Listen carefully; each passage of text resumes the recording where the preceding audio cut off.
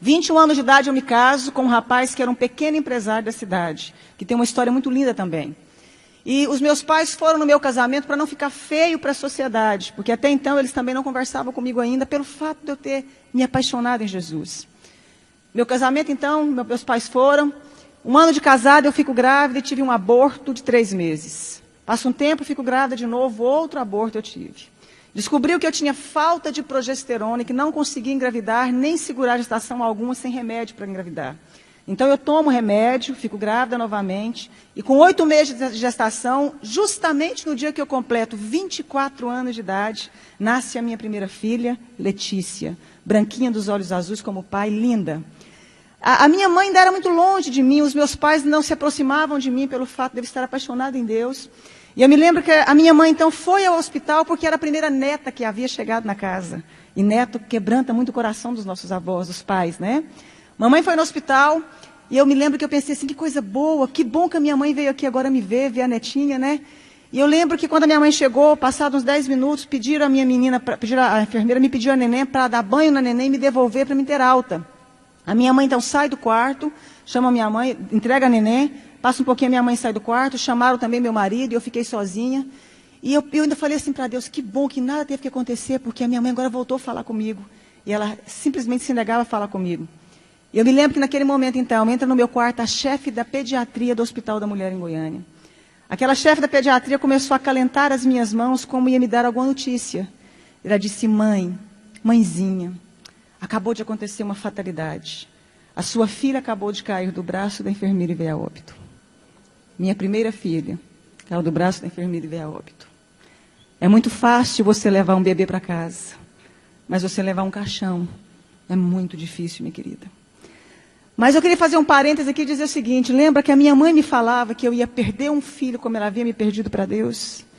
E eu fazia uma oração que Deus fizesse o que fosse preciso para encontrar o coração da minha família e se revelar a eles. A minha mãe não falava comigo, isso me doía muito. Quando então eu recebo a notícia, a minha mãe já havia recebido a notícia na porta do hospital. A minha mãe sobe as escadarias do hospital, entra no quarto e começa a gritar, filha, me perdoa. Filha, eu queria que você tivesse perdido um filho para as drogas, para o mundo lá fora, mas não nessa fatalidade. A minha mãe começa a abraçar as minhas pernas, beijar as minhas pernas. Mas foi a primeira vez que eu vi a minha mãe dizer que me amava. Foi a primeira vez que ela me deu colo. Foi a primeira vez que a minha mãe teve tempo de dizer que eu era especial e importante para ela. Foi a primeira vez que ela pôde ouvir porque eu havia escolhido caminhar com Jesus. E houve então ali um momento de restauração, de perdão entre eu e minha mãe. Os meus pais voltaram a falar comigo. Eu mandei fazer um exame do corpo da minha filha porque eu já tinha tido alguns abortos. 30 dias depois chegou o laudo do exame. Eu descobri que a minha filha havia nascido sem cálcio e sem glicose.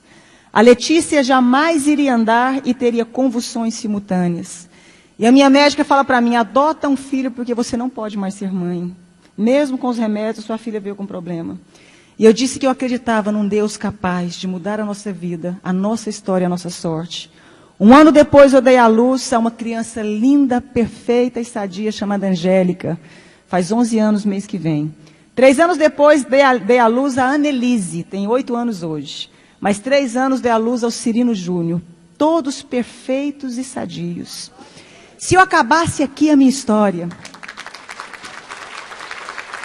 você já poderia dizer que esse Deus é maravilhoso. Eu fui impedida de fazer faculdade porque eu apaixonei em Jesus.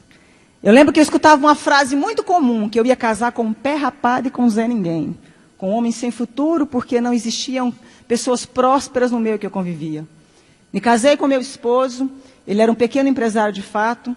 Veio o plano real naquela época, os meus pais perderam tudo. A minha irmã, que doutorou na Itália, foi trabalhar, não deu conta de exercer a profissão dela. Os meus irmãos todos ficaram desestruturados junto com os meus pais. E Deus levanta o meu marido com grande prosperidade. Deus começou a honrar um rapaz que até hoje tem a 4ª série colegial. E é considerado o maior empresário no ramo de carro no estado de Goiás. Deus começou a honrar o meu esposo de uma forma sobrenatural. Eu que não tive como me formar, fazer o meu curso superior. Comecei, então, a pedir a Deus que me ensinasse a mexer com o nosso ramo de atividade. Então, comecei a trabalhar com carro com meu marido. Hoje nós temos um grupo de 4 empresas de carro. Temos uma fábrica que eu desenho, sonho com os modelos das roupas, acordo e desenho e fabrico, tem uma grife com meu nome. Né? E como se não bastasse, comecei a fazer programa de televisão falando de Deus. Falando de como sai de crise. Falando de como superamos os momentos difíceis da vida. E aí, autodidata ainda, Deus achou que não estava bom, me fez virar escritora. Tenho 35 livros escritos, 7 deles editados, né? E sou presidente também de uma ONG chamada Mulheres que Fazem a Diferença. Eu pude entender algo na minha vida, que quando a gente acha que a gente não é ninguém, e que não tem como mais resolver a nossa história, existe um Deus capaz de fazer um milagre na sua vida. Existe um Deus capaz de mudar toda a sua história. Para terminar, os meus pais, quando perderam tudo, vieram trabalhar para nós. Meu pai trabalhou como meu motorista há muito tempo. Agora eu dei um caminhão para ele trabalhar na cidade do interior, cuidando de frete. A minha mãe é a chefe da minha fábrica. Os meus irmãos um tempo trabalharam conosco. Todos eles vieram trabalhar conosco. Deus, meu pai um dia chorando me disse, um dia eu te disse que Deus mudasse a sua história, mas eu não imaginava que eu fazia parte dela. Eu quero dizer uma frase para você, dentro do nosso tema. A pessoa que é covarde, ela não tenta fazer nada na vida. O fracassado, ele não termina. E o vencedor não desiste. Você nasceu para vencer.